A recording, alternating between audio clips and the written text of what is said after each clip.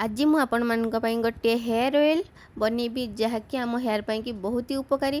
तापाई कि देखंतु मो अँला को ग्रेट करनी आपण चाहिए ग्राइंडिंग करेंगे। आ एलोवेरा को ये छोटे छोटे स्लाइस करनी, निम्ब पत्र भोसुंगा पत्र नहीं, मेथी दाना आउ कला जीरा।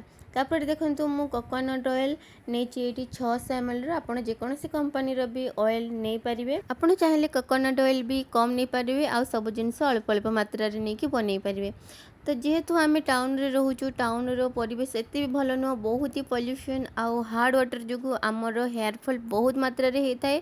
आउ इचिंग डेंड्रफ तो बहुत ही होता है। तो ताको ही कमेबा कि आपण ए हेयर ऑयल यूज करेंगे। देखिए आपंकर इचिंग बहुत मात्रा कमिज, डेंड्रफ भी कमिज, आउ जो हेयर फॉल किसी मात्रा तो निश्चय ही कमी। ये पत्रर कलर चेंज हो गला ताने आमर हेयर ऑयल पूरा रेडी हो गला।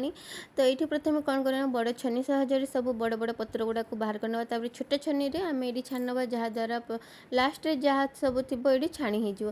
तो ये आमर ऑयल पूरा रेडी हो गला। आपण भी एमती ऑयल बनातु आउ यूज करूँ। केमती लगे मत कमेंट करके निश्चय रोचे। Bye bye.